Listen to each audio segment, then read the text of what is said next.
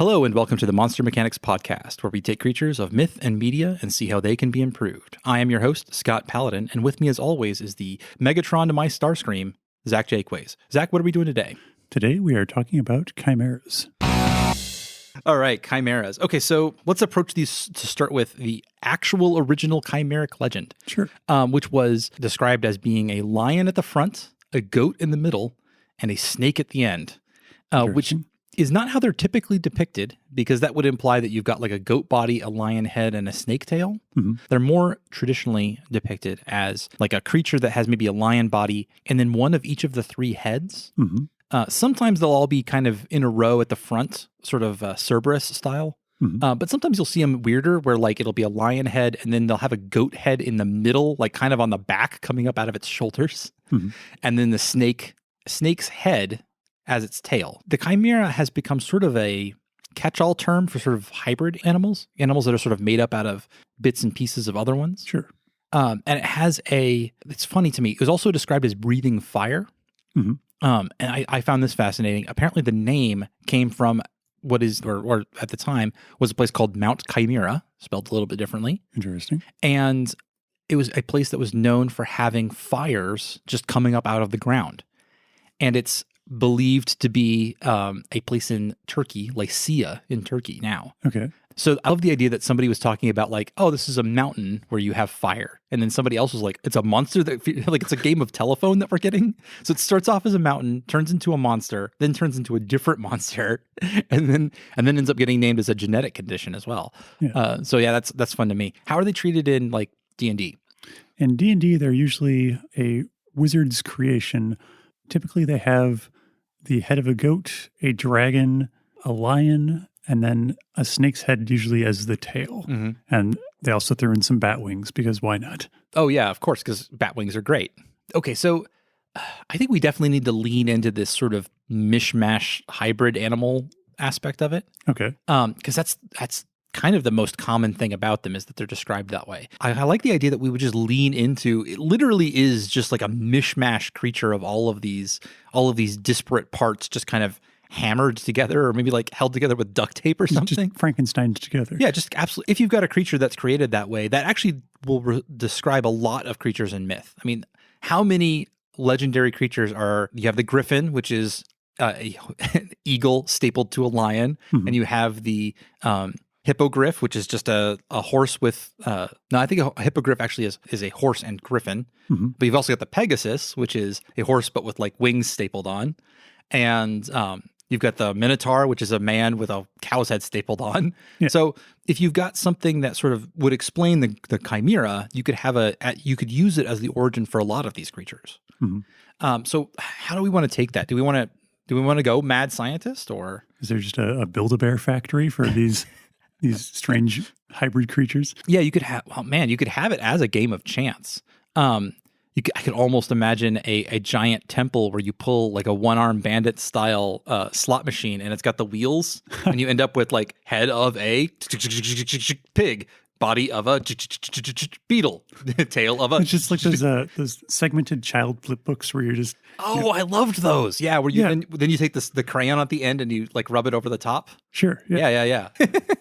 Okay, I don't think we can be that ridiculous with it, but you could totally take it in that direction. You could absolutely go that direction if you wanted to. An idea I had was a god who's sort of obsessed with using the leftover bits that other gods had made when they created creatures. Mm-hmm. So like, you have a god number one. Let's just call him Zeus. Zeus is making the rock, which is a giant bird. Mm-hmm. And he's like trying it over and over again. And he's like, oh, I'm going to get started in the head. Oh, that's too small. I can't use that. And he puts it aside. And you end up with this like the rubbish bin that all of the gods just put their extra parts into. Mm-hmm. And then you have another god who comes through and says, well, I'll just grab this and I'll grab that. And I'll just put these two together. And then like I got it's fine, guys. This is the god of dumpster diving then? Oh, absolutely. Yeah. Reuse, recycle, man. I mean, like, and you could take that from either like he's very concerned that these things might go to waste, Mm-hmm. or it might be he's lazy. I don't want to make this myself. I'm just gonna shove them together. It's fine. I mean, conversely, you could go with like a magical scientist, or I mean, it could just be part of your world. Famously, Piers Anthony had the fountains of love, where any two creatures, I believe, that drank from the fountain would immediately fall in love and then have viable offspring. Yeah, that definitely... Which I feel like that doesn't age well. No, not so much. A lot of the xanth novels are a little questionable in this day and age. Yeah. On the one hand, you could argue, like, well, that's just a thing. Like, nobody did that to these creatures. It just happened. I'm like, you did it, Piers. You are to blame. You don't get to call it out that way. Yeah, I don't like the idea of it. Unless you did it more kind of vague, where maybe it's an aspect of part of your world where creatures that go into, I don't know, like you could have a haunted forest where creatures that go into this haunted forest disappear and they don't come back out. So it's a scary place that like is going to lead to your death. But then sometimes horrible mishmashes of the things that went in come back out. It's never properly revealed inside what's going on, but that some of the creatures that come out survive and then go on to create more.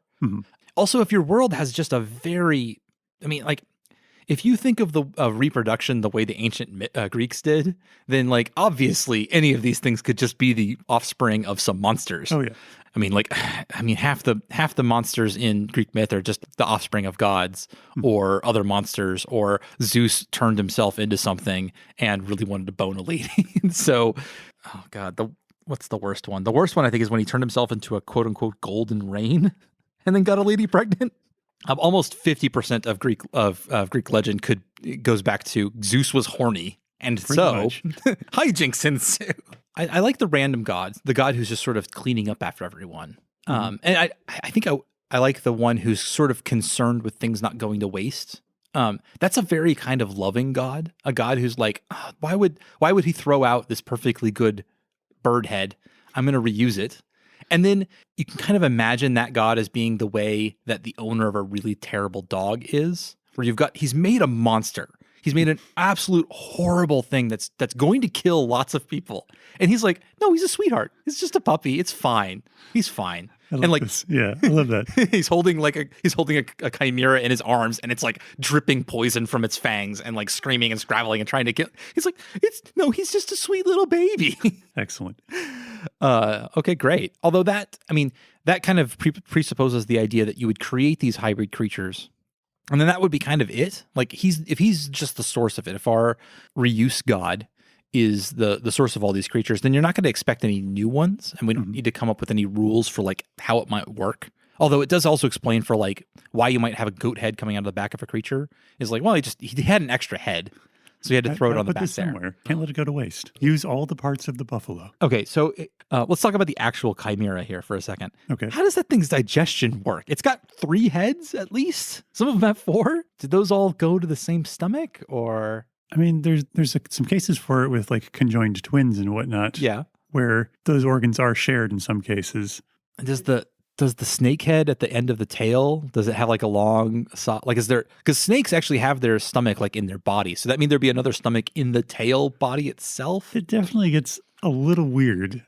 And like, a goat, its teeth and stuff are set up to eat not very specific. It's quite an omnivorous diet, but it's not meant to eat like everything. Like they don't really eat meat very well. But then you'd also have a lion or a dragon who are definitely meat eaters, and they're going to be like, do those hook up to the same setup? This is very interesting. Okay, so in that case, I think that thing is so weird that thing has to be able to eat anything, like rocks and like gold, and like it will just eat any, like its digestion is just a black box where stuff goes in and stuff comes out, but like it is incomprehensible in there. I kind of like that. Okay, so if it's doing that, if it eats things, it can eat absolutely anything in the whole world. What comes out the other end could be all kinds of crazy crap too. What did you have in mind? Well, I like the idea that like this is where alchemists got the idea that lead could be turned into gold, because like chimeras couldn't do that. Like if they eat a lot of lead, they poop out gold. Yeah, that's interesting. The idea that it depending on what it takes in, it'll output kind of the same thing all the time. So chimeras are sort of a walking alchemy machine? Yeah, absolutely. Does it matter which head you feed it to? Yeah, no, I think it totally does. Maybe someone kind of was like trying to perfect this alchemy machine, so that's why there's so many of these different hybrid creatures. He was just trying to find a better output. Yeah. Oh, that's hot. Oh, and you can just imagine like a domesticated chimera that all the alchemists, like they have breeds of them. Mm-hmm. They keep them in their little shop and they're like, okay, I'm going to feed you this and I'm going to feed you that. And it has to go in this very specific sequence. And I got to walk behind you with a baggie for when you do that little curled shrimp maneuver so that I can get in there and grab it before it goes to the ground. And like, oh no, you screwed it up. And now it like, it spits out napalm or something really awful. But at least we can be, glad these alchemists are conscientious pet owners. Yeah, they got to scoop it, right? Yeah. until they accidentally create a very, very strong acid and it eats through the bag and falls on the floor. That's actually, I mean, that's cool. Like the idea that one of these creatures would have been created for a purpose that's other than being just a horrible monster. Yeah, is good. It also, I mean, one thing that's also probably you always see them a bit too big to me. Chimeras are always kind of drawn as like truck-sized creatures. Yeah. When like lions are big, but they're not that big. And so like this would be more like the size of something that could like roam around your house. And it's dangerous, but like at least it's not like you have to have like a barn for it to sleep in. Like you could get a dog bed. You have miniaturized chimeras. Yeah. Maybe chimera is an overspecies, kind of the way dogs are. And then they have a lot of different subspecies, like not subspecies, but breeds within them that are a bit they're kind of wild like the way dogs are. Like some of them don't have the goat head and some of them don't have the lion head. And some of them have like, instead of having like you have quite a lot of variation in there. Like, oh, well, this is my Norwegian breed. He does, he's got 2 lion heads, but he's very good at making silk whenever I feed him leaves. And like, that's what he does. And it's like, it's very specialized and it only works with the Norwegians, or it works with the best, you get the best yield out of them. In fact, you have to jumpstart the process by feeding a silk worm into the snake head. So these chimera breeds are probably like closely guarded secrets for the trade of these rare goods and whatnot. Oh, for sure, because they would totally break an economy if you got a lot of them. Oh yeah. And so if anybody's got one that's particularly useful, they're not going to like spread that knowledge around, except with maybe then a brotherhood of alchemists. I do like that a lot. Okay, so they were originally fire-breathing creatures. Does that come in to our version of them as these sort of alchemical garbage disposals that produce gold? Or perhaps it was just one of the outputs of chimeras. Oh, if you feed them the wrong thing, they vomit up fire. There you go. Or poop it out. It's the worst fart ever. I like it. I like it a lot. So if you have a society that's got these things, there might be sort of a hugely disparate nature of what is valuable in one society versus another. Mm-hmm. So, mapping these things onto like, our world, let's say in England, the breed of chimeras turn lead into gold really well. And so gold's not super valuable in England because every alchemist can make it. So they have a tendency to just make a lot of it. They've got a lot of it. Whereas, let's say Germany, they've got the one that does, what's another spices, I want to say for some reason, like cinnamon. Okay. So they've got a whole breed of in fact, depending on what you feed it specifically, you'll get different spices out of it. And that creates a very specific kind of trade between these two countries where it's like, okay, well, we've got lots of gold, you've got lots of cinnamon. They both come from the butts of chimeras. Let's exchange these. And that sort of could drive the economy. And you could have like even espionage. Industrial espionage as like one, you send over a spy from England to Germany to get one of these breeds and get a breeding pair back to England so that you could cut them out of the trade deal. So would you be going for the chimeras themselves, or would you be trying to get like the base animals? Because I like the idea that maybe these chimeras are sterile and can't be bred. Oh, but you have to make them each time. So it's the process of making one of these chimeras. And that fits well together, the idea that they have a recipe. Mm-hmm. I like that. That's good. And it's got to be really weird. Like you got to start with the base animals or some version of them. And then like, you have to have the Eye of Newt kind of stuff in there. Oh, yeah, absolutely. And it has to happen on a certain day that like isn't even like, oh, it happens on the equinox. No, it's got to be like you have a mathematical formula to figure out what day of the month it is, what over the year or whatnot it is. Yeah, that's cool. You couldn't even just have some punter come along and grab a chimera because they're not going to be able, like even if you brought them to a new place, they are not going to be able to breed. You have to have trained people who can actually get in there and make these things. Yeah, that's really cool. In fact, at that point, a lot of their components might not even be animal. Like inside their guts, there could be glassware and forges. Interesting. You have to line their stomach with lead or ceramic bricks to withstand the heat, things like that. Yeah, that's really cool. That's hot. You have a whole economy based around these strange creatures that everybody creating these little Frankenstein monsters. I like that idea. That's pretty cool. Okay, so if we're imagining a world that can create these things, then that presupposes a origin for all these other creatures that are like, we've got the chimeras, which are alchemical related. And so that the griffin, for example, is just the same idea applied to, let's say, making a war mount. So you're like, okay, I want a creature that I can ride into battle. In fact, I want to be able to fly into battle in the back of this creature. We use all of the same techniques we use to create chimeras to create a giant bird / lion creature that I can actually get on. That makes a lot more sense out of this world. You would see lots of biological mixing and matching and engineering. I like the idea that like it's sort of like when all you have is a hammer, everything looks like a nail kind of situation, where for every situation someone's thinking, how could I mix two animals together to do this task better? Yeah, for sure. And like it's just a magical version of a mule, right? Where like somebody took a donkey and a horse and they realized if you bred them together, you get a really interesting, a really useful creature out of that. And so in a lot of ways, they might have sort of outcompeted other animals, not probably in the wild, I think, because they can't breed. So they're not going to be like taking over as invasive species, but like nobody might use an actual horse anymore because the, let's say, horse elephant hybrid that you can create is much more useful to actually work your farms with because it's an elephant. It's got all that strength and it's more intelligent than a horse, but it can survive in your more northern climates and maybe it doesn't eat quite so much. That's really cool. Yeah, you could have, everybody's going to be doing that for all kinds of cool stuff. And yeah, you could explain away. Okay, so and then if you're looking at that society, I think maybe one of the big taboos, one of the big laws they still have is the idea that you cannot do this with humans. That's where monsters come from. Okay, I like that. So like, do it to lesser animals all you want. It's fine. Like, yeah, make your hippo crocodile monstrosity. That'd be terrifying. You can do that. That's fine. But like putting a cow head on a man's body is taboo. That's taboo, especially if it's the idea that maybe when you combine these things, you get something different than the sum of their parts.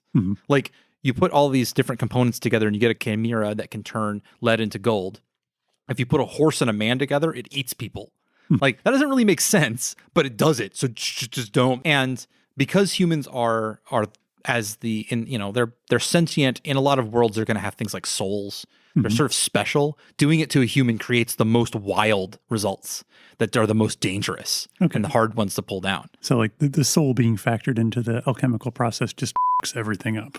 Exactly. And it's kind of like a wild card. Okay.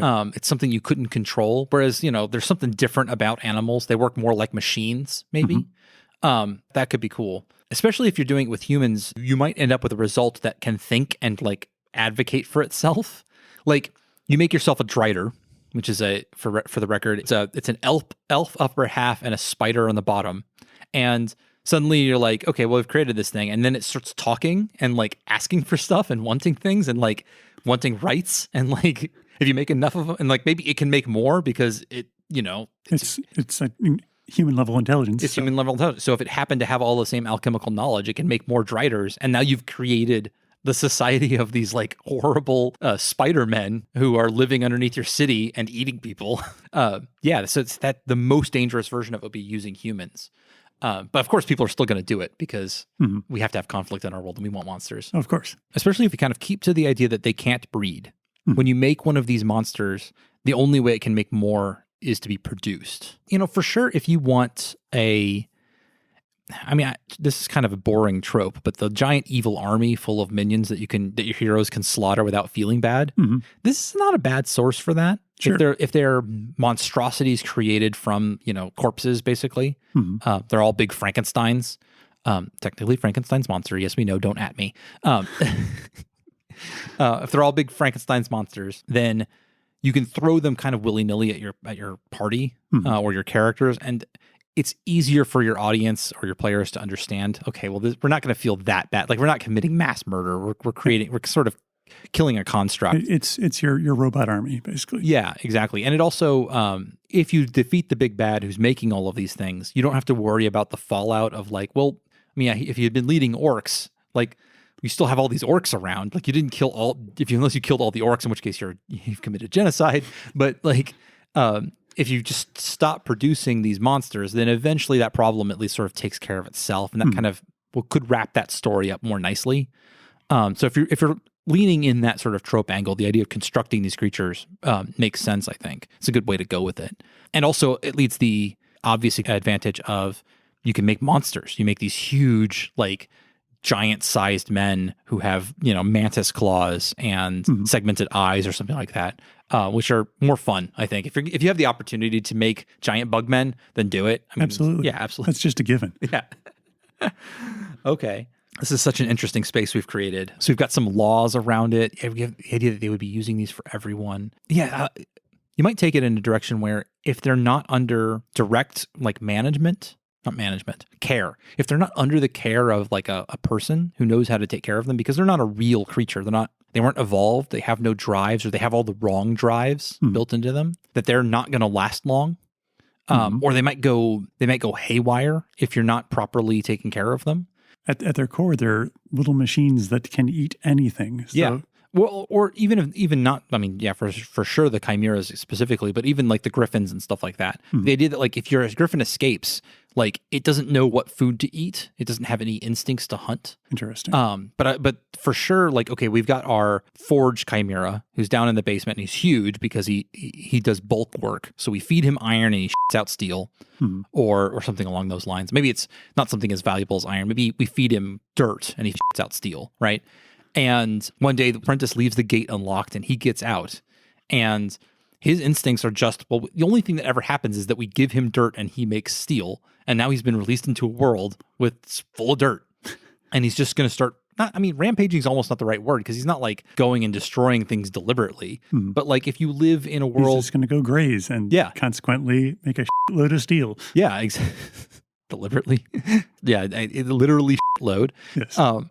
I'm gonna have to put so many beeps in this episode.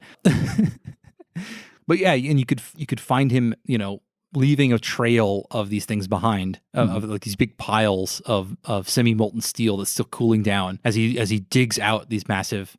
Or maybe in order to create the dirt to steel chimera, he also does something else pretty well that would be bad if we ever fed him that. But we don't ever feed him that because we just want what we want. So it could be something like, if he eats, what's something that would be easily accessible but not everywhere? Pumpkins, all right? Okay. If he eats pumpkins, what he shits out is a volatile explosive. It's the kind of thing like, well, why would that ever come up? But then he escapes and he gets into the pumpkin patch and suddenly he's leaving behind landmines. Applying that same principle, I know this is kind of a weird example. I love it though. Go ahead. That is a fun adventure to me. Like, it's something that comes about from the world you've created. Okay, this thing exists for a reason. It just kind of got out, and it's dangerous. We need our party because I'm thinking of this in a role-playing setting. We need our party to go deal with him. He's a big, dangerous beast, and he's leaving behind actual explosives that somebody's going to have to deal with. Why don't we pay these random strangers from out of town to do it? So it's none of us, you know? And instead of it just being like, oh, some giant rats moved into my basement. It's like, no, this is something that sort of springs from the very society that we're taking part in. No, the party's been tasked to go deal with the minefield in the pumpkin patch. There's got to be. I cannot come up with a good rate, but I was thinking like Boomkin. Boomkin were a thing from WoW, weren't they? They were. Yeah, they were Alkin. God, that was weird. Okay. But yeah, so if you have a creature that does have a job, it's something for it to do, but when it gets out, something other unexpected, like a kind of a known danger, comes out. I think that's a good way to add some liveliness to your world. Oh, absolutely. Especially if you're not trying to be super serious about it, like eating the pumpkins and pooping out bombs. I think that's fun. I like it. Oh, okay. So if we're talking about the soul screwing up the alchemical process. Does it screw up when these things eat people? Oh, interesting. So, I mean, in this world, you'd have to kind of define what a soul was. So for the purposes of this discussion, let's say that it's defined as sort of a divine energy that animates like sentient creatures. Sure. And gives them not just life, but like knowing life. And when you throw that into the guts of a chimera that's meant to like transmute things, they can change that that energy. They can change some of it. And they're going to affect it. It's not going to come through just fine, but they can't like destroy it. They can't consume it. Maybe they can break it up into chunks. And so what comes out the other end still has bits of this person's soul in them, changed and like tortured by the guts of a monster. Okay, so let's go back to our dirt to steel monster. Sure. And to find these guys can eat anything. So the blacksmith gets into a jealous fire. No. The apprentice kills the blacksmith in a jealous rage or something, or to take over the shop or something. They get into a fight. He disposes of the body by feeding it to the monster downstairs. And then what comes out, you could be very worried about what might come out of a chimera if you throw it unknown stuff. But like maybe this time around, it comes out with like clumps of steel or iron or something like that. Like not very good metal, but a metal that you can use nonetheless. So he just uses it. But the bits of that, essentially the haunted metal this thing has created, then become bits and pieces around town and have strange effects that way. Like he makes a knife, and when somebody picks up the knife, it starts talking to them in their mind. Interesting. Telling them about speaking in the blacksmith's voice about the day when he was murdered. That's hot to me. I like that idea. I mean, you have to get kind of deep into this idea before it becomes useful, but I like it. That is pretty interesting. I also like the idea that kind of taking that in a different direction. By all means. Maybe one of the reasons why these monsters are so horrific is that if they do consume people, like that does destroy the soul. Like it transmutes it to something else. Yeah. Okay. So yeah, it actually does, like it drastically changes it. And where it denies that person their ever after. Yeah, I mean, it's extra murder. Yeah, I think if you're gonna, for one, on the one hand, yes, it definitely does prevent them from moving on to the afterlife, which I think is a good extra sin to throw on top of it. But you can't pass up the opportunity for it to also make something awful. Oh yeah, that can't be the only source for ghosts in this world, but it could be a possible source for ghosts. Absolutely, or demons, or maybe they took something that was sort of alive and animate, the soul of a human or other sentient, and they make it into something, like they transmute it into something that is without form. It's more like a raw material, but the soul equivalent of a raw material, and you can use that in making other things. Like, interesting. Like all golems must have some bit of that. But if you can't use a regular person's soul, because that's like putting that person into a clay body, and it like maybe the magic doesn't work out, or at the very least you still have that person there, and it's not going to be a golem because it's not going to be a mindless automaton. But if you can get some of the material that came from a chimera that ate a person, when you put it into the golem, it makes motion and makes animus, but it doesn't have any mind. It doesn't have any will, so it allows you to control that thing with your will. Interesting. That's pretty cool. So what do you get out of this this haunted cinnamon? Haunted cinnamon. I forgot about the cinnamon.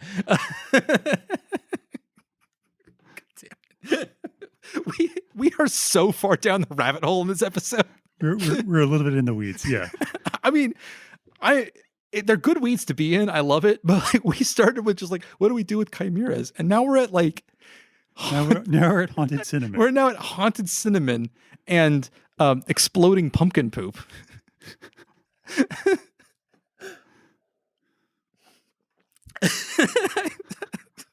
damn it.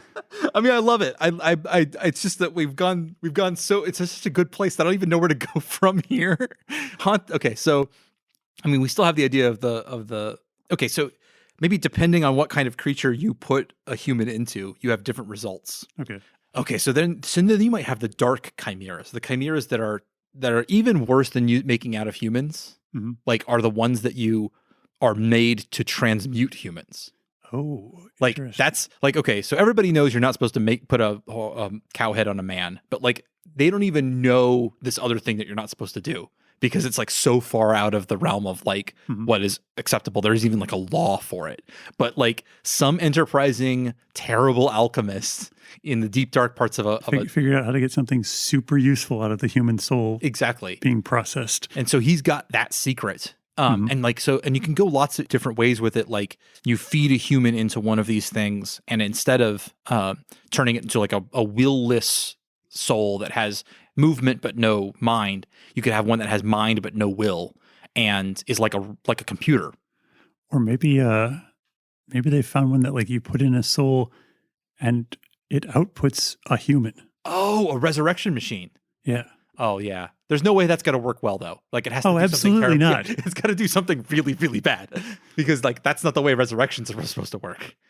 Oh, But someone figured out a way that like, yeah, we can make humans with this one dark alchemical process. The one trick that all clerics hate. Number 3 will surprise you. No, I'm sorry. Number 2 will surprise you.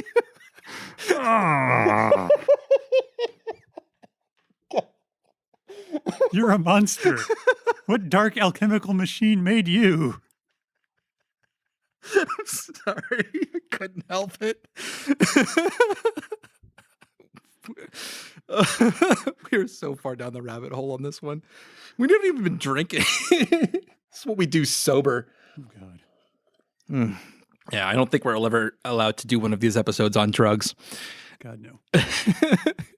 It probably would be less disjointed. It's probably the fact that we're sober that we're able to do this in such a weird way. Okay, so I love the idea that there's a whole dark art to all of this chimeric making where you use humans as the raw material. Ooh, maybe that's one of the secrets, the deep, dark secrets of these chimeras is that the more powerful ones have to be created using that process, where the less valuable ones, the dirt to steel, okay, that's not super valuable. That's kind of a workhorse chimera.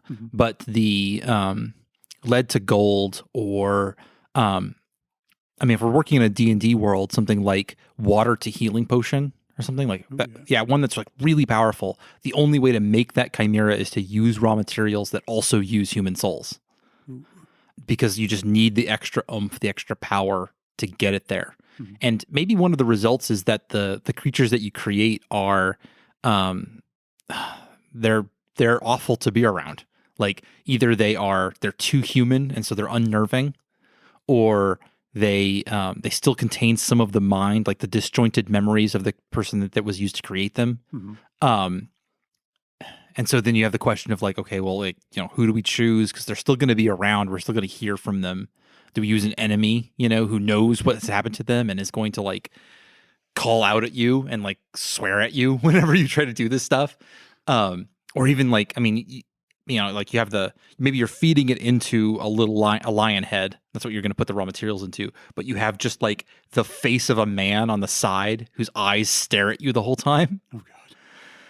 That's a dark place. So I kind of want to go back to something we talked about earlier. Sure, by all means. With this god of recycling. Oh, yeah. What if these chimeras were basically like the avatar of this god of recycling? And like the god's abilities or powers are sort of manifesting in this sort of alchemical reaction inside these chimeras. And that's why it works the way that it does. Yeah, it's like one of his boons that he sort of, it's how he's manifesting. Yeah. Yeah, that's really cool. That's a much lighter way to go about what we're doing. Well, you could even go back like to the thing where like when souls are put into this chimera, like that's the god directly working with these souls. That's sort of how he handles the processing of souls. Or maybe he's a pretty good guy, but he's been pretty lax for a long time, and this has all kind of gotten away from him. And when he's like, you could have the story moment of him coming back in, and then him finding out what people have been doing with his creations for the last couple hundred years, and like, I mean, going all God vengeance, wreaking havoc on the world, like you know, really punishing the sinners or whatever, or like, you know, maybe he's left over with all these things. They're like, okay, this was designed to consume human flesh. What do I do with that? How do I turn this around and make it into something useful? So it depends on how you want to treat that. Like having him be not an evil god, but maybe one who's a bit more amoral and is like, no, that's how I'm going to handle it. Somebody's going to create these. In fact, maybe there is a specific one handed down by him or created by him, like a recipe that he handed humans, and is like, when you need me specifically, like if you need to instantiate a version of me, here's how you make it. and it requires human souls, and it poops out one of my, not just like, these are like the lesser avatars. It poops out one of my actual avatars, like a god embodied. And it happens exactly through that way by kind of rebuilding or reusing all of the sort of refuse of the world to create. That's not a terrible idea. I like that. I like that. Yeah, for sure. The god of reuse. I guess at that point he's not just reuse, but like sort of transmutation. It's going to be sort of a god of change. He could have a really interesting philosophy. Like the idea of like, you got to come up with a nice way to say waste not, want not, but like, fancy it up a bit so that it's not quite so banal. And I think he might, considering what he's chosen to do, which is make horrible patchwork creatures, he might have a real sort of affinity for the strange. He's gone through this effort of making these creatures to his aesthetic. And so that may just be something that he likes to do, is to sort of meld things together and kind of do the stitching, kind of make patchwork. If alchemists are his clergy, then one of their style things might be that like they never wear just clothes. It's always patchwork. It's always clothes made from bits and pieces of other clothes, and they're kind interesting.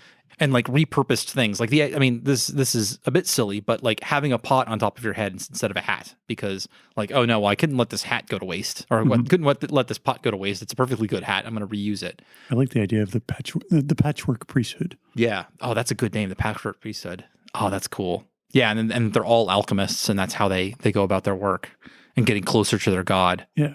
Oh yeah, for sure.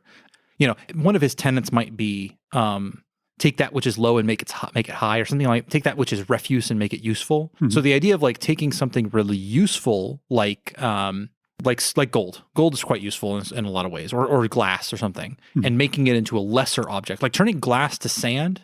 No bueno. He does not like that, because interesting. Like there are sins sort of in doing the opposite, like destroying something. Yeah, exactly. Taking something which could be useful, could be very good for people, or that has more value, more purpose, and turning it into something more basic and less useful is antithesis to him. And which puts him against things like entropy. Like he wants order in the world, and he wants everything to be beautiful and useful. Maybe not beautiful, but he wants everything to be useful and good, or not down to its base components. He wants things to be lively and interesting. Maybe his priesthood like frowns on art for art's sake, because those are materials that could be useful. Oh yeah, for sure. Yeah. It's like, that is a waste of wood and canvas and paint, like that, because you've just made something. You could have made a sail with that canvas. Why have you used that? And in fact, one of their tenets would be you should get that and make it into a sail. Like, not just like that is a bad thing for someone else to do, but it is my responsibility to make something useful out of that worthless art. Interesting. We're going to melt down that gold statue and make, cutlery out of it. We're going to take that useless park and we're going to make it into farmland or something. Interesting. I like that. The idea, that you have to use every bit of it. Yeah, we're way off topic, but I'm absolutely loving it. Yeah, absolutely. This is world building. Yeah, no, and that's what we're here for. And it shows the exercise. Yeah. Okay, so we've talked about hybrid creatures, and this is just a thing you can do in the world, is just make these creatures out of alchemy, and using a perfectly worthless skunk. This is useless. It's terrible. And a deer, and maybe a fungus or something, and then we've made a very useful chimera out of it. Yeah, that's cool. That fits directly into his philosophy, sort of his tenets. Keeping on this god of reuse, turning yourself into something useful, not necessarily physically, although because I still like the idea that that's a frowned on thing, but you could treat it as there are some priests who think of it as a metaphor, where you take the useless child, and by training them and educating them and raising them right, you turn them into a useful part of society. Interesting. Those people might be, they could be very much reformers, or people who are big on rehabilitation of like criminals. Oh yeah. Because why would you throw away a perfectly useful person? Like we could fix him. Yeah, that's cool. And maybe this goes kind of like a little bit darker, and they're not, they don't really frown on the idea of slavery, because that's making use of this prisoner instead of just letting it rot. Yeah. Depending on how you want to portray them, they could totally be like, yeah, no, it's fine. Like we're putting him to work. Like the other option is he'd be rotting in a cell. So no, let's like get him outside and make him, haul really heavy blocks or something. Yeah.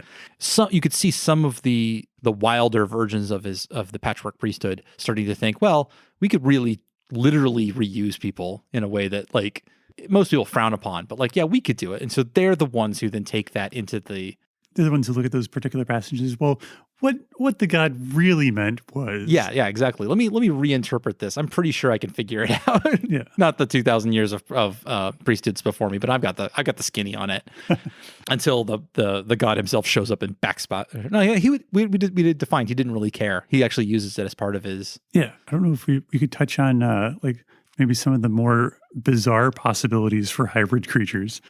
Okay. Just like mixing creatures that you wouldn't actually expect. Like a lot of people think of like the griffins and the things, but like... I mean, my favorite game is what's the best trash griffin, right? Where it's just absolutely. Like, I still really like raven and raccoon. Mm-hmm. That's one of my favorites. But if you've got like earthworm and pig or something... Oh...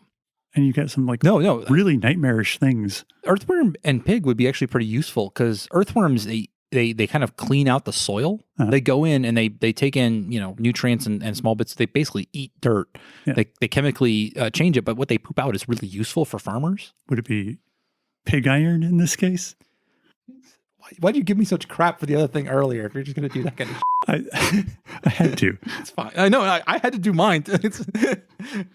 You and we are the same. I mean, I was thinking like it could just be you keep these creatures around to send them out into the fields, and they've got essentially an earthworm's digestive system, so they clean out the soil for you and give you a greater yield. Or sort of like pigs, you feed them the parts of the plant that you can't eat, and that's good. You have the wheat, and you get the part, get the wheat. I think it's actually their seeds technically that you pull out and you grind up that makes flour when you're threshing them. Yeah, but there's all this stuff, the chaff of when you bring them in, which I think they might feed it to animals or not. But in this world, they feed it to animals. Those animals poop something out that is like a lesser form of flour. Like it's the stuff for the really poor people to eat. We're farmers. We're going to get everything out of this we can. So instead, we have a creature that creates something that. You can still use as food, but man, is it bad. Like it's the one that nobody would do, but it's cheap because it's just made from trash basically. Yeah. But you can digest it in a way you couldn't with chaff. What other really weird creatures could you do? Okay, so let's take, I want to do whale and something. What could we throw a whale with? Because it's huge. Just this massive creature. Whale crabs. I mean, that's just awesome. That's just amazing. I just love that idea. Yeah, for sure. No, whale crab is cool. The only thing about that is that I feel like if you're going to have crab, you have to have legs. And I feel like as big as whales are, the crab legs don't really support it as much. Mm-hmm. But maybe whale and, oh God, I don't know. I did not mean, okay, I was about to say snail, and snail is terrible. So maybe whale and slug. So that you have like a slightly amorphous whale. Mm-hmm. It's huge, and maybe it's still a plankton feeder, or maybe it still fights squid or something like that, but it's translucent. Ooh. And translucent whales would be pretty freaky. That is freaky. Have you ever seen those? I think the version that I've seen is actually a snail that has parasites in it. Yeah, I have. Where you can see it through the membrane. Yeah, you can see it underneath its skin, and the parasite. Part of its life cycle, if I remember correctly, is to be eaten by a bird so that it can be pooped out later, or its eggs can be pooped out or something. Sure. So it wants this snail to get eaten, so it has a flashy pattern on it. It actually like moves the pattern underneath the skin specifically to draw attention to its host so that the host can get eaten by a bird. I think I'm remembering that correctly. But you could totally, I mean, a whale is big enough to have stuff like that like whole ecosystems living underneath its skin or its cell wall membrane. I don't know what you call it. I'm not sure it's properly skin at that point. Oh man, imagine one of those things getting washed up on a beach and like and kind of dissolving. Yeah, just kind of a puddle of whale. Yeah. Although also imagine like, it gets into maybe one of these slug whales is being harried by like sharks or something, and one of them takes a chunk out of it, and you just see the like stuff from inside like spewing out into the ocean, like green blood, but also like Jello. Ugh. Okay, so I think that would also be something that would just have to be bioluminescent. I don't think it's bioluminescent. I think something that lives inside it is bioluminescent. Or maybe like the slug it's an invertebrate, but maybe you're able to like see the whole whale's skeletal structure through its skin. For sure. That's great. That's so gross. Oh yeah. No, thank you. And like those frogs that have transparent skin, you can see all their organs inside. Yeah, for sure. I don't know why anybody would make that, but it's gross and I like it. Yeah. Or like, that's for sure. I was thinking, could we do something that would like float in the air, like an airship? A lot like Portuguese man of wars. Oh yeah. Which aren't technically jellyfish, but like the same sort of idea. It's got a floating body above it, and then what's worse than tentacles? Tentacles are really. I mean, just a floating Portuguese man of war is really bad. Yeah. Oh. Okay. It's not using a lighter than air gas. It's not like it doesn't like produce helium that floats it through the air. It uses heat. And so it's got something that creates a fire inside of it. And so when they're floating at night, you can see clouds of them floating through the clouds, like these glowing points that move in huge floods. And then when they fall to the earth, they get close enough, they might hit people and sting them. Oh yeah. Yeah, that's pretty cool. Oh, in that case, maybe their tentacles act a bit like fiber optic cables. So like, you can't really see it down the length of it. You get a little bit, but then at the tip, you just get that little bright point. I like that. That would be very beautiful. Again, I don't know why anybody would make it in the world that we've created, but I like it. I imagine there's tons of trial and error where they're just trying to find, the formula that's going to be their get rich quick scheme.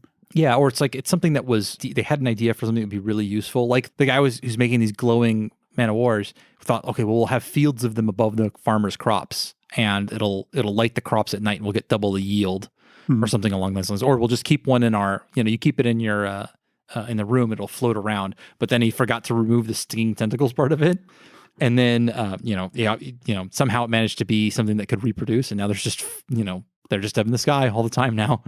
And you see birds get caught up in them.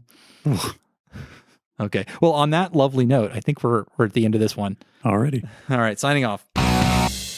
Thank you for joining us for this episode of Monster Mechanics. You can find links and episode notes at our website, monstermechanics.org. If you'd like to support us, head on over to patreon.com/monsterpod. We'd love to hear your feedback. We can be reached on Twitter at monstermpod, or you can email us at monstermechanicspodcast@gmail.com. Monster Mechanics is produced and edited by Scott Paladin. This episode was hosted by Scott Paladin and Zach Jaquays. All of the ideas generated in this episode are released on a do what the fuck you want public license.